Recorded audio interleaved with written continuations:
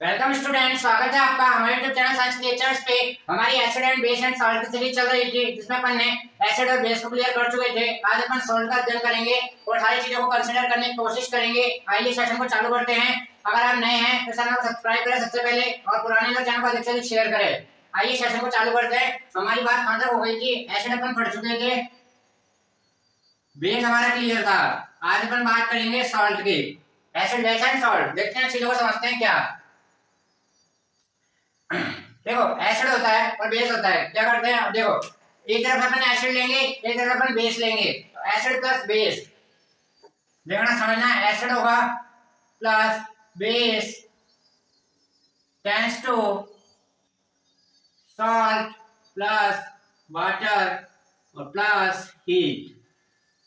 तो आपने क्या देखा, एसिड लेके एसिड और बेस लेने पे एसिड प्लस बेस क्या बना रहा है? सॉल्ट बना रहा है। और क्या बन रहा है? सॉल्ट प्लस जल प्लस ऊष्मा।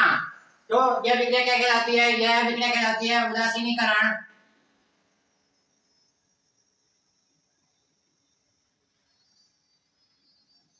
अभिक्रिया कौन सी विक्रिया कहलाती है? उदासीनीकरण अभिक्रिया कहलाती है। आइए अपन ने अभी तक क्या पढ़ा? अपन ने क्या पढ़ा था? हमने क्या होते हैं जो नीले लिटमस पत्र को लाल लिटमस पत्र में चेंज कर देते हैं, और क्षार क्या होते हैं जो लाल लिटमस पत्र को नीले लिटमस पत्र में चेंज कर देते हैं। आइए तो अब अपन देखेंगे, किसी अम्ल में अपन ने क्या मिला दिया? क्षार मिला दिया।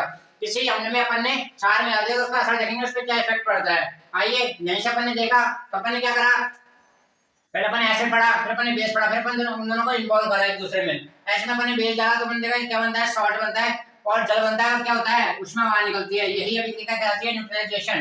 न्यूट्रलाइजेशन मतलब उदासीनीकरण अभिक्रिया कहलाती है। और उदासीनीकरण अभिक्रिया में सबसे क्या होता है? ऊष्मा निकलती है। तो उसमें क्षेपी प्रक्रम हो गया, उसमें शोषी प्रक्रम हो गया। तो डैडी उसमें क्षेपी प्रक्रम हो गया, ऊष्मा निकल रही है तो उसमें क्षेपी प्रक्रम हो गया। ये अभिक्रिया कहलाती है उदासीनीकरण अभिक्रिया। एग्जांपल देखते हैं, HCl प्लस NaOH, ये हो गया एसिड, ये हो गया बेस। अब इसमें क्या मिलेगा? इसका प्लस इसका माइनस, क्योंकि जब क्या होगा, जब किसी अम्लीय विलयन में अपन क्षारीय कुछ डालते हैं, किसी अम्लीय विलयन में अपन कुछ क्षारीय विलयन डालते हैं तो क्या करते हैं? एक दूसरे के प्रभाव को नष्ट करने की कोशिश करते हैं। क्या करते हैं? एक दूसरे के प्रभाव को नष्ट करने की कोशिश करते हैं। और जो विलयन में प्राप्त होता है सॉल्ट वह कैसा होता है? उदासीन प्रकृति का। कैसा होता है? उदासीन प्रकृति का। तो यहां से बना NaCl plus H2O plus heat, ये बना सॉल्ट। और आप ध्यान रखना, इस अभिक्रिया में ऊष्मा निकलती है, अर्थात ऊष्माक्षेपी प्रोसेस है। न्यूट्रलाइजेशन अभिक्रिया, उदासीनीकरण अभिक्रिया। अम्ल में क्षार की क्रिया के फलस्वरूप सॉल्ट का निर्माण होना ही क्या कहलाता है? उदासीनीकरण अभिक्रिया कहलाता है। क्या कहलाता है? उदासीनीकरण अभिक्रिया। क्योंकि अम्ल व क्षार एक दूसरे के प्रभाव को उदासीन कर देते हैं। अम्ल व क्षार एक दूसरे के प्रभाव को उदासीन कर देते हैं, और जिससे जो प्रोडक्ट बनता है वह भी एक उदासीन प्रोडक्ट बनता है। उसमें भी कोई वो नहीं होता है, न तो अम्लीय होता है ना क्षारीय होता है। आइए यहाँ तक की चीज आपकी क्लियर हो चुकी होगी। आइए आगे बढ़ते हैं चीजों को समझते हुए, ठीक है। अब लवण कैसा हो सकता है? लवण देखो क्या हो सकता है। लवण तीन प्रकार का हो सकता है। लवण अम्लीय भी हो सकता है, लवण क्षारीय भी हो सकता है, लवण उदासीन भी हो सकता है। अम्लीय, क्षारीय, उदासीन कैसे होगा इसको देखेंगे अपन। एक बार पढ़ेंगे पीएच के बारे में आगे। यदि पीएच का मान 7 है, यदि पीएच का मान 7 है तो लवण कैसा होगा? उदासीन होगा। यदि पीएच का मान 7 से कम है तो लवण अम्लीय होगा। यदि पीएच का मान 7 से ज्यादा है तो लवण क्षारीय होगा। अभी आप इतना ही याद रखिए, आपको कल कंसीडर करा दिया जाएगा क्षेत्र पूरा कंसीडर, ठीक है। यहाँ तक की बातें हमारी क्लियर हो चुकी है। आइए अब डेली यूजेस, दैनिक जीवन में उदासीनीकरण अभिक्रिया के उदाहरण। दैनिक जीवन में उदासीनीकरण अभिक्रिया के उदाहरण। आइए अपाचन, कल जो हमने छोड़ा था अपाचन, देखते हैं। हमारा HCl, हमारा आमाशय HCl अम्ल का क्या करता है? स्त्रवण करता है। हमारा आमाशय किसका स्त्रवण करता है? HCl का, मर्क्यूरिक एसिड बोलता है जिसको। HCl का स्त्रवण कर रहा है, लेकिन जब हमारे आमाशय में HCl की मात्रा क्या हो जाती है? बढ़ जाती है। हमारे आमाशय में HCl की मात्रा क्या हो जाती है? बढ़ जाती है। HCl की मात्रा बढ़ जाती है तो आपको पता है, अगर एसिड बढ़ रहा है तो उसको कम करने कौन आएगा? उसको कम करने कौन आएगा? तो क्षार आएगा। तो क्षार आएगा तो क्षार कौन सा आता है? उस क्षार का नाम है, HCl की मात्रा अगर इंक्रीज हो जाती है तो उस क्षार का नाम है मैग्नीशियम ऑक्साइड, MgOH का होल है, जिसको अपन बोलते हैं मिल्क ऑफ मैग्नीशिया। तो जब पेट में अपाचन की स्थिति किससे होती है? HCl की मात्रा बढ़ने से क्या होता है? अपाचन की स्थिति होती है। और उसको संतुष्ट करने कौन आता है? MgOH का होल ट्वाइस, इसको क्या बोलते हैं? Milk of magnesia. ये मिल्क ऑफ मैग्नीशिया तो पेट की अम्लता को दूर कौन करता है? Milk of magnesia. ये सवाल कल हमको पढ़ाए थे, लेकिन लाइट जाने के कारण हम आपको पूरा कंप्लीट नहीं कर पाए थे। वो पूरी लाइन ये थी, हमारे आमाशय किसका स्त्रवण करता है? HCl का।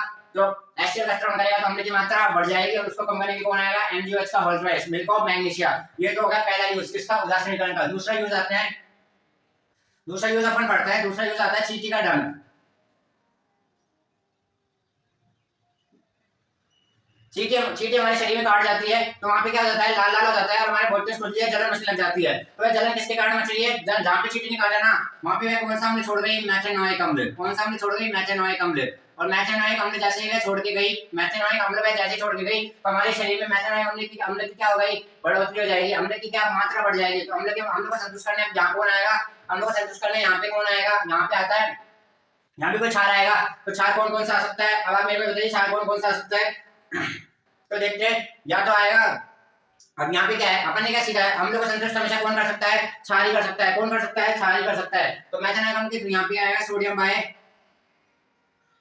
कार्बोनेट। क्या आएगा, सोडियम बाय कार्बोनेट। इस बात को आप ध्यान रखें, सोडियम बाय कार्बोनेट अर्थात कैलेमाइन विलियम। तो इनको संतुष्ट किया जा सकता है, जिससे क्या हो जाएगा, जिससे जिंक का निर्माण हो जाता है। तो आप ये याद रखें, ये कोई इंपॉर्टेंट नहीं है, लेकिन चींटी के टैंक में कौन सा अम्ल होता है, मेथेनॉइक अम्ल। ये बात आप जरूर याद रखें। यहाँ तक की बात आपकी क्लियर हो चुकी होगी, आई होप। आइए आगे बढ़ते हैं, चीजों को समझते हुए। नंबर 3 आता है मृदा उपचारक। मृदा उपचार, जैसे रासायनिक उर्वरक अपन डाल देते हैं में मृदा में, तो मृदा में क्या हो जाता है, मृदा में वो अम्लीयता को बढ़ा देते हैं। अम्लीयता को बढ़ा देते हैं तो अम्लीयता किसको इफेक्ट करती है, अधिक अम्लीय और अधिक क्षारीय दोनों किसको इफेक्ट करते हैं, प्लांट्स को इफेक्ट करते हैं। या मृदा ज्यादा अम्लीय भी नहीं होनी चाहिए तो ज्यादा क्षारीय भी नहीं होनी चाहिए। अब रासायनिक उर्वरक को अपने डाले, उससे क्या हो गया, उससे अम्ल की मात्रा इंक्रीज हो गई, और जैसे अम्ल की मात्रा इंक्रीज हुई तो उसके लिए क्या होना आएगा, कोई क्षार आएगा। तो दो प्रकार के क्षार काम में आते हैं, एक तो कैल्शियम ऑक्साइड और कैल्शियम CaOH का होल ट्वाइस। अब इसको क्या बोलते हैं, देखते हैं। इसको फेमस नाम है इसका बिना बुझा हुआ चूना,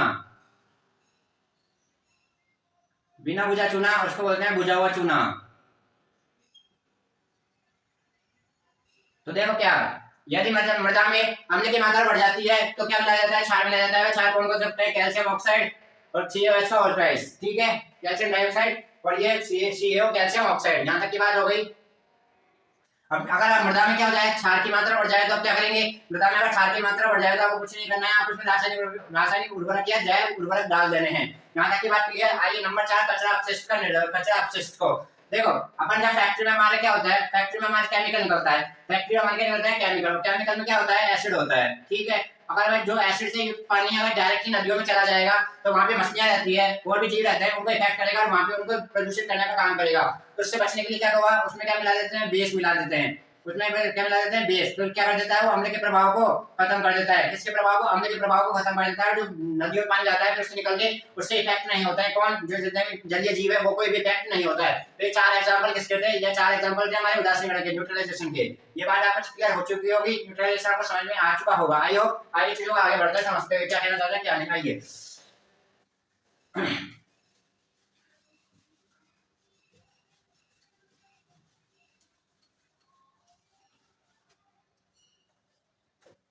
यहाँ तक की बात क्लियर हो चुकी है, यहाँ तक की बात क्लियर हो चुकी है। आइए आगे बढ़ते हैं। एक नेटल नाम का पौधा होता है, नेटल नाम का पौधा होता है जो डंक जैसे ही छुप जाता है ना अपने, तो ऐसा लगता है कि अपन को चींटी ने काट लिया हो। वो जब अपन को काट लेता है ना, लगता है चींटी ने काट लिया हो। उसके लिए क्या होता है, देखते हैं। तो वो एक क्या है, उसमें क्या क्या मिलाया जाता है, उसमें क्या मिलता है, उसमें मिलता है मेथेनोइक अम्ल। क्या मिलता है, मेथेनोइक अम्ल पेड़ में। तो उसके लिए क्या है, अब हम जैसे काटा तो अम्ल की मात्रा बढ़ जाएगी, उसके लिए क्या आएगा, कुछ क्षार संतुष्ट करना चाहिए, इससे सही हो सके। तो एक डाफ का पत्ता आता है, डाफ का पत्ता क्या होता है, प्रकृति में क्षारीय होता है।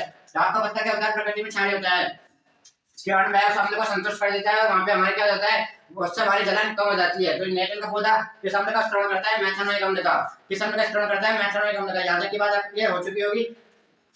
अब आइए कुछ साधारण लवण अपन, सोडियम क्लोराइड। इससे मिलकर क्या होता है, इससे मिलकर बहुत सारे लवणों का निर्माण होता है जो हमारे सामान्य जीवन में बहुत आवश्यक है। वही लवण अपन पढ़ने जा रहे हैं। तो सबसे पहला होता है NaOH। तो इसका NaOH का निर्माण कैसे होता है, इसको बोलते हैं सोडियम हाइड्रोक्साइड। सोडियम हाइड्रोक्साइड का निर्माण होता है NaCl में। जब NaCl को जब विद्युत विलयन में प्रवाहित किया जाता है तो यह सोडियम हाइड्रोक्साइड और chlorine gas plus hydrogen gas. तो हाइड्रोजन गैस कहाँ चल जाती है, हाइड्रोजन गैस एनोड पे चल जाती है, क्लोरीन कैथोड पे चल जाती है। हमको क्या प्राप्त होता है, सोडियम हाइड्रोक्साइड। क्या प्राप्त होता है, सोडियम हाइड्रोक्साइड। यहाँ तक की बात ये पहला हो गया हमारा सोडियम हाइड्रोक्साइड। अब आते हैं विरंजक चूर्ण। यहाँ तक आपको एक क्लियर कराता रहूंगा, जल्दी जल्दी सुनते जाना। विरंजक चूर्ण फॉर्मूला होता है CaOCl2। यहाँ पे लिखता जा रहा हूँ एरो से बोल के। विरंजक चूर्ण CaOCl2। जब कैल्शियम हाइड्रोक्साइड कैल्शियम हाइड्रोक्साइड की क्रिया किससे करवाते हैं अपन? क्लोरीन से। तो क्या प्राप्त होता है? विरंजक चूर्ण प्राप्त होता है। और इसका काम याद रखना, रोगाणुनाशक के रूप में इसका काम किया जाता है। रोगाणुनाशक के रूप में, मतलब जल को शुद्ध करता है, रोगाणुनाशक का काम करता है। आइए जिप्सम, जिप्सम का फॉर्मूला होता है CaSO4.2H2O। ये होता है जिप्सम का फॉर्मूला। वो होता है जिप्सम के अणु में जल के जिप्सम के क्रिस्टल में, जिप्सम के अणु में जल के कितने अणु पाए जाते हैं? 2 अणु पाए जाते हैं। इस बात का ध्यान रखना। आइए जिप्सम का अपन ने फॉर्मूला पढ़ लिया, CaSO4.2H2O को जब 373 केल्विन पे गर्म किया जाता है तो यह बनाता है CaSO4.12H2O। इसको क्या बोलते हैं? इसको बोलते हैं POP, प्लास्टर ऑफ पेरिस। यहाँ तक की बात आपको क्लियर हो जाएगी। पहला CO ये हो गया, ये हो गया। यहाँ तक क्लियर। अब आता है बेकिंग सोडा। बेकिंग सोडा किससे बनाया जाता है? वही NaCl से। तो बेकिंग सोडा का फॉर्मूला क्या होता है? बेकिंग सोडा को बोलते हैं सोडियम बाइकार्बोनेट, NaSCO3, अर्थात sodium hydrogen carbonate. Baking soda यहाँ पे हो गया। यहाँ तक की बात क्लियर। बेकिंग सोडे का उपयोग खाना बनाने में, इनमें बेकिंग सोडे का उपयोग किया जाता है। यहाँ तक की बात क्लियर। और पेट की अम्लता को दूर करने के लिए बेकिंग सोडे का उपयोग किया जाता है। दामन सोडे का फॉर्मूला लिखिए, Na2CO3.10H2O। ये होता है दामन सोडे का। कपड़े उद्योग में इसका काम लिया जाता है। एप्सम लवण, एप्सम लवण का फॉर्मूला होता है MgSO4.7H2O। तो इनके जल के अणु याद रखना। उसमें क्या पाया जाता है? जिप्सम में 2 जल के अणु, एप्सम में 7 जल के अणु। हाइड्रोजन गैस किस साउंड के साथ जलती है? पॉप साउंड के साथ जलती है। इस बात को आप क्लियर करके बुझा हुआ चुना या आप मेरे को बताएंगे। आपको इतनी बार बता दिया। कैलेमाइन इंपॉर्टेंट है। जिंक कार्बोनेट को क्या बोलते हैं? कैलेमाइन बोलते हैं। जिंक कार्बोनेट को क्या बोलते हैं? कैलेमाइन बोलते हैं। एक नेटल नाम का पौधा होता है जिसका पहले चुभते ही क्या होता है? जैसे वो हमारे यहाँ पे चुभ गया, अपन जा रहे हैं, हमारे पेड़ लग गया तो हमारे क्या दर्द होने लग जाएगा, जैसे चींटी डंक मारती है ना वैसे। तो चींटी मार तो नेटल का पौधा किस अम्ल का स्त्रवण करता है? मेथेनॉइक अम्ल का। चींटी कौन सा करती है? मेथेनॉइक अम्ल का। तो जब अम्ल का स्त्रवण कर लिया तो उसको संतुष्ट करने को क्षार आएगा। तो क्षार के लिए क्या करना पड़ेगा? तो इसलिए डाफ का पौधा होता है जो प्रकृति में कैसा होता है? क्षारीय होता है। तो उसके लिए जब नेटल के पौधे में क्या होता है? उसमें डाफ का पौधा रगड़ देते हैं जिससे उसका प्रभाव कम हो जाता है। सोडियम बाइकार्बोनेट को गर्म करने में कौन सी गैस प्राप्त होती है? इसका आंसर है CO2। CO2 गैस यहाँ पे प्राप्त होती है। हमारे यहाँ पे तो सारे सवाल अपन ने क्लियर करने की कोशिश करी। आई होप आपको समझ में आया होगा। ये था आज का आपका टॉपिक था पूरा। आज का एसिड बेस एंड सॉल्ट आज का क्लियर होता है। कल अपन पीएच पढ़ेंगे, इनके अम्ल और क्षार में किसकी सामर्थ्य अधिक होगी, किसकी सामर्थ्य कम होगी, पूरी चीज का अध्ययन करेंगे। और सॉल्ट के बारे में पता है 3 सॉल्ट हो सकते हैं, अम्लीय, उदासीन और क्षारीय। इसके बारे में आपको कल बता देंगे। आज का सेशन यही समाप्त करते हैं। कल मिलते हैं आपके साथ। थैंक यू, धन्यवाद।